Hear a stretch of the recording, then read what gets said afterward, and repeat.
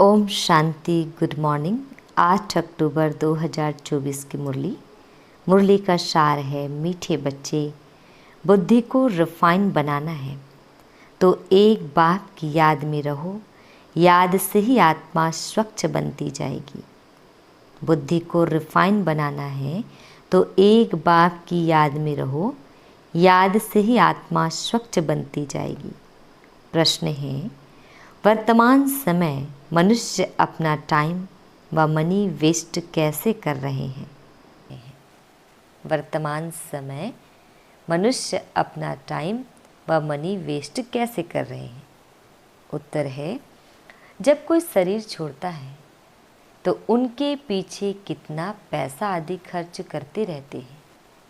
जब शरीर छोड़कर चला गया तो उसकी कोई वैल्यू तो रही नहीं, इसलिए उसके पिछाड़ी जो कुछ करते हैं उसमें अपना टाइम और मनी वेस्ट करते हैं। ओम शांति। रूहानी बाप बैठ रूहानी बच्चों को समझाते हैं। यह भी ऐसे कहते हैं ना, फिर बाप है या दादा है? दादा भी कहेंगे, रूहानी बाप तुम बच्चों को यह नॉलेज सुनाते हैं, पास्ट प्रेजेंट फ्यूचर का। वास्तव में सतयुग से लेकर त्रेता अंत तक क्या हुआ है, यह है मुख्य बात। बाकी द्वापर कलयुग में कौन कौन आए, क्या हुआ, उनकी हिस्ट्री ज्योग्राफी तो बहुत है। सतयुग त्रेता की कोई हिस्ट्री ज्योग्राफी है नहीं, और तो सबकी हिस्ट्री ज्योग्राफी है। बाकी देवी देवताओं को लाखों वर्ष पहले ले गए हैं। यह है बेहद की बेसमझी। तुम भी बेहद की बेसमझी में थे, अभी थोड़ा थोड़ा समझ रहे हो। कोई तो अभी भी कुछ समझते नहीं है। बहुत कुछ समझने का है। बाप ने आबू की महिमा पर समझाया है, इस पर ख्याल करना चाहिए, तुम्हारी बुद्धि में आना चाहिए। तुम यहाँ बैठे हो, तुम्हारा यादगार दिलवाड़ा मंदिर कब बना, कितने वर्ष बाद बना है? कहते हैं 1250 वर्ष हुए हैं, तो बाकी कितने वर्ष रहे? 3750 वर्ष रहे। तो उन्होंने भी अभी का यादगार और वैकुंठ का यादगार बनाया है। मंदिरों की भी कंपटीशन होती है ना, एक दो से अच्छा बनाएंगे। अभी तो पैसा ही कहाँ है जो बनावे, पैसा तो बहुत था, तो सोमनाथ का मंदिर कितना बड़ा बनाया है, अभी तो बना न सके। भल आगरे आदि में बनाते रहते हैं, परंतु वह सब है फालतू। मनुष्य तो अंधियारे में है ना, जब तक बनावे तब तक विनाश भी आ जाएगा। यह बातें कोई भी नहीं जानते हैं। तोड़ते और बनाते रहते हैं, पैसे मुफ्त में आते रहते हैं, सब वेस्ट होता रहता है। Waste of time, waste of money, waste of energy. कोई मरता है तो कितना टाइम गंवाते हैं, हम कुछ भी नहीं करते। आत्मा तो चली गई, बाकी खाल क्या काम की? सर्प खाल छोड़ देता है, उनकी कोई वैल्यू है क्या? कुछ भी नहीं। भक्ति मार्ग में खाल की वैल्यू है। जड़ चित्र की कितनी पूजा करते हैं, परंतु वह कब आए कैसे आए कुछ भी पता नहीं है। इनको कहा जाता है भूत पूजा। 5 तत्वों की पूजा करते हैं। समझो या लक्ष्मी नारायण स्वर्ग में राज्य करते थे। अच्छा, 150 वर्ष आयु पूरी हुई, शरीर छोड़ दिया, बस। शरीर तो कोई काम कर रहा न रहा, उनकी वहाँ क्या वैल्यू होगी? आत्मा चली गई, शरीर चंडाल के हाथ दे दिया, वह रस्म रिवाज अनुसार जला देंगे। ऐसे नहीं उनकी मिट्टी लेकर उड़ाएंगे नाम करने के लिए, कुछ भी नहीं। यहाँ तो कितना करते हैं, ब्राह्मण खिलाते हैं, यह करते हैं, वहाँ यह कुछ होता नहीं। खाल तो कोई काम की नहीं रही, खाल को जला देते हैं, बाकी चित्र रहते हैं, सो भी एक्यूरेट चित्र मिल ना सके। यह आदि देव की पत्थर की मूर्ति एक्यूरेट थोड़ी ही है। पूजा जब शुरू की है तब के पत्थर की है। असूल जो था वह तो जलकर खत्म हो गया ना। फिर भक्ति मार्ग में यह निकला है, इन बातों पर भी सोच तो चलता है ना। आबू की महिमा को अच्छी रीति सिद्ध करना है। तुम भी यहाँ बैठे हो, यहाँ ही बाप सारे विश्व को नरक से स्वर्ग बना रहे हैं, तो यही सबसे ऊंच तीर्थ ठहरा। अभी इतनी भावना नहीं है, सिर्फ एक शिव में भावना है। कहाँ भी जाओ शिव का मंदिर जरूर होगा। अमरनाथ में भी शिव का ही है। कहते हैं शंकर ने पार्वती को कथा सुनाई, वहाँ तो कथा की बात ही नहीं। मनुष्यों को कुछ भी समझ नहीं है। अभी तुमको समझ आई है, आगे पता था क्या? अभी बाबा आबू की कितनी महिमा करते हैं। सर्व तीर्थों में यह महान तीर्थ है। बाबा समझाते तो बहुत है, परंतु जबकि अनन्य बच्चों की बुद्धि में बैठे, अभी तो देह अभिमान बहुत है। ज्ञान तो बहुत ढेर चाहिए, रिफाइनेस बहुत आनी है। अभी तो योग बड़ा मुश्किल कोई का लगता है। योग के साथ फिर नॉलेज भी चाहिए। ऐसे नहीं सिर्फ योग में रहना है, योग में नॉलेज जरूर चाहिए। दिल्ली में ज्ञान विज्ञान भवन नाम रखा है, परंतु इनका अर्थ क्या है यह समझते थोड़े ही है। ज्ञान विज्ञान तो सेकंड का है, शांति धाम सुख धाम, परंतु मनुष्य में जरा भी बुद्धि नहीं है, अर्थ थोड़े ही समझते हैं। चिन्मयानंद आदि कितने बड़े बड़े सन्यासी आदि हैं, गीता सुनाते हैं। कितने उन्हों के ढेर फॉलोवर्स हैं। सबसे बड़ा जगत का गुरु तो एक ही बाप है। बाप और टीचर से बड़ा गुरु होता है। स्त्री कभी दूसरा पति नहीं करेगी, तो गुरु भी दूसरा नहीं करना चाहिए। एक गुरु किया, उनको ही सद्गति करनी है, फिर और गुरु क्यों? सदगुरु तो एक ही बेहद का बाप है, सबकी सद्गति करने वाला है। परंतु इन बातों को बहुत है जो बिल्कुल समझते नहीं। बाप ने समझाया है यह राजधानी स्थापन हो रही है, तो नंबरवार होंगे ना। कोई तो रिंचक भी समझ नहीं सकती। ड्रामा में पार्ट ऐसा है, टीचर तो समझ सकते हैं, जिस शरीर द्वारा समझाते हैं उनको भी तो मालूम पड़ता होगा। यह तो गुड़ जाने गुड़ की गोथरी जाने। गुड़ शिव बाबा को कहा जाता है, वह सबकी अवस्था को जानते हैं, हर एक की पढ़ाई से समझ सकते हैं, कौन कैसे पढ़ते हैं, कितनी सर्विस करते हैं, कितना बाबा की सर्विस में जीवन सफल करते हैं। ऐसे नहीं इस ब्रह्मा ने घर बार छोड़ा है इसलिए लक्ष्मी नारायण बनते हैं, मेहनत करते हैं ना। यह नॉलेज बहुत ऊंची है। कोई अगर बाप की अवज्ञा करते हैं तो एकदम पत्थर बन पड़ते हैं। बाबा ने समझाया था यह इंद्र सभा है। शिव बाबा ज्ञान वर्षा करते हैं, उनकी अवज्ञा की तो शास्त्रों में लिखा हुआ है, पत्थर बुद्धि हो गए, इसलिए बाबा सबको लिखते रहते हैं। संभाल से कोई को ले आओ, ऐसे नहीं विकारी अपवित्र यहाँ आकर बैठे, नहीं तो फिर ले आने वाली ब्राह्मणी पर दोष पड़ जाता है। ऐसे कोई को ले नहीं आना है, बड़ी रिस्पॉन्सिबिलिटी है। बहुत ऊंचते ऊंच बाप है, तुमको विश्व की बादशाही देते हैं, तो उनका कितना रिगार्ड रखना चाहिए।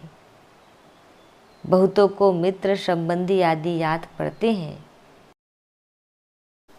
बाप की याद है नहीं, अंदर ही गुटखा खाते रहते हैं। बाप समझाते हैं यह है आसुरी दुनिया, अभी दैवी दुनिया बनती है। हमारी एम ऑब्जेक्ट यह है, यह लक्ष्मी नारायण बनना है। जो भी चित्र है सबकी बायोग्राफी को तुम जानते हो। मनुष्यों को समझाने के लिए कितनी मेहनत की जाती है, तुम भी समझते होंगे। यह कुछ अच्छा बुद्धिमान है, यह तो कुछ नहीं समझते हैं। तुम बच्चों में जिसने जितना ज्ञान उठाया है उस अनुसार ही सर्विस कर रहे हैं। मुख्य बात है ही गीता के भगवान की। सूर्यवंशी देवी देवताओं का यह एक ही शास्त्र है, अलग अलग नहीं है। ब्राह्मणों का भी अलग नहीं है। यह भी बड़ी समझने की बातें हैं। इस ज्ञान मार्ग में भी चलते चलते अगर विकार में गिर पड़े तो यह बह जाएगा। बहुत अच्छे अच्छे जाकर विकारी बने तो पत्थर बुद्धि हो गए। इसमें बड़ी समझ चाहिए। बाप जो समझाते हैं उनको उगारना चाहिए। यहाँ तो तुमको बहुत सहज है। कोई लौकिक कार्य व्यवहार हंगामा आदि नहीं। बाहर में रहने से धंधे आदि की कितनी चिंता रहती है। माया खूब तूफान मिलाती है। यहाँ तो एकांत लगी पड़ी है। बाप तो फिर भी बच्चों को पुरुषार्थ कराते रहते हैं। यह बाबा भी पुरुषार्थी है। पुरुषार्थ कराने वाला तो बाप है। इसमें विचार सागर मंथन करना पड़ता है।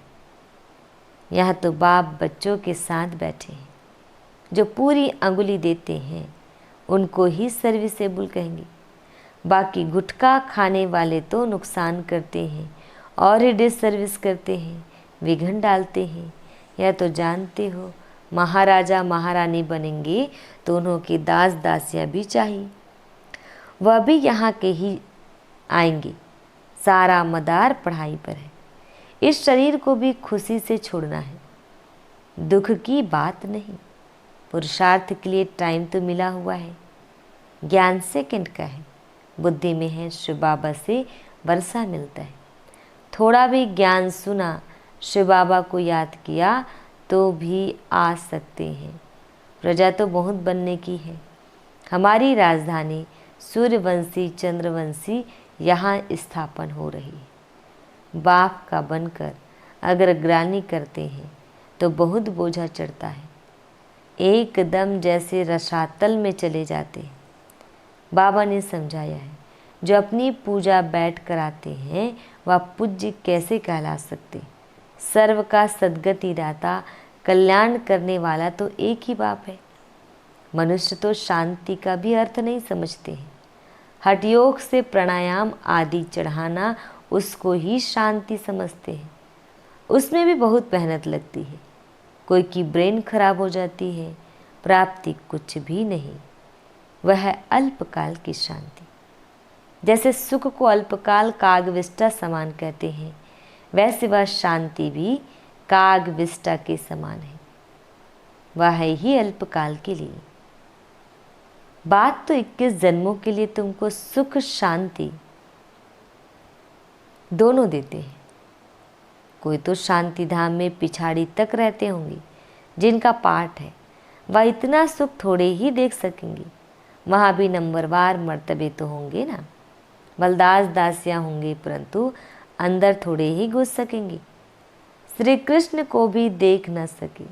सबके अलग अलग महल होंगे ना। कोई टाइम होगा देखने का।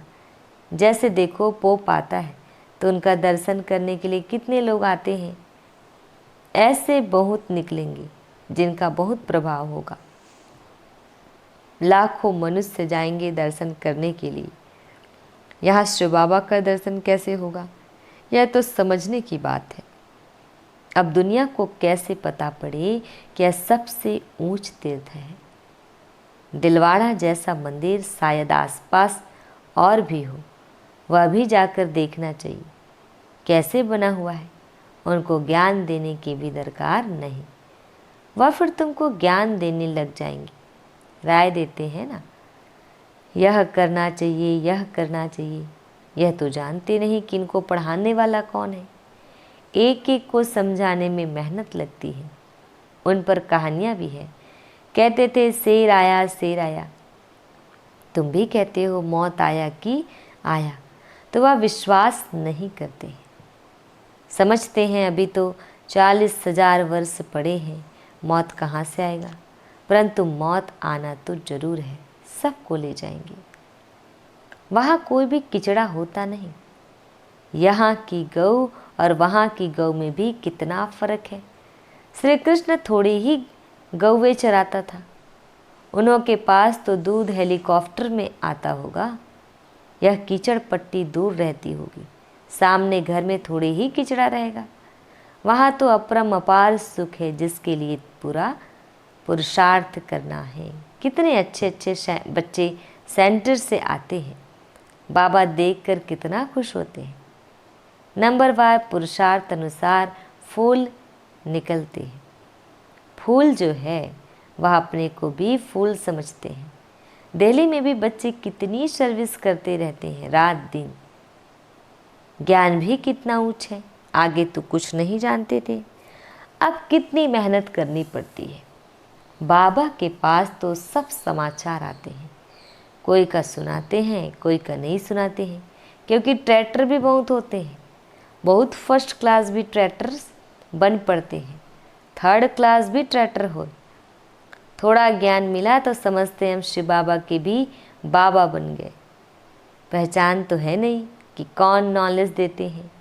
अच्छा, मीठे प्यारे बाबा हम बच्चों को विश कर रहे हैं। मीठे मीठे शिकिल दे बच्चों प्रति माता पिता बाप दादा का याद प्यार और गुड मॉर्निंग। रूहानी बाप की रूहानी बच्चों को नमस्ते। हम रूहानी बच्चों की रूहानी माता पिता बाप दादाजी को याद प्यार गुड मॉर्निंग और नमस्ते नमस्ते नमस्ते। शुक्रिया मीठे प्यारे बाबा, आपका लाख लाख शुक्रिया। आज हम बच्चों को धारण करना है।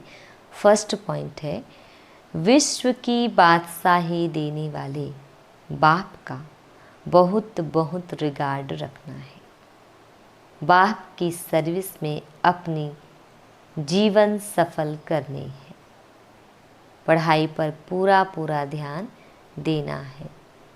सेकंड पॉइंट है, बाप से जो ज्ञान मिला है उस पर विचार सागर मंथन करना है। कभी भी विघ्न रूप नहीं बनना है, डिस सर्विस नहीं करनी है, अहंकार में नहीं आना है। वरदान है, चारों ही सब्जेक्ट में बाप के दिल पसंद मार्क्स लेने वाले दिल तख्त नशीन भव। चारों ही सब्जेक्ट में बाप के दिल पसंद मार्क्स लेने वाले दिल तख्त नशीन भव। डिटेल है, जो बच्चे चारों ही सब्जेक्ट में अच्छे मार्क्स लेते हैं, आदि से अंत तक अच्छे नंबर से पास होते हैं, उन्हें ही पास विद ऑनर कहा जाता है। बीच बीच में मार्क्स कम हुए फिर मेकअप किया, ऐसे नहीं, लेकिन सभी सब्जेक्ट में बाप के दिल पसंद ही दिल तख्त नशीन बनते हैं। साथ साथ ब्राह्मण संसार में सर्व के प्यारे, सर्व के सहयोगी, सर्व का सम्मान प्राप्त करने वाले दिल तख्त नशीन सो राज्य तख्त नशीन बनते हैं। स्लोगन, दिलरुबा वह है जिसके दिल में सदा यही अनहद गीत बजता रहे कि मैं बाप की, बाप मेरा। ओम शांति।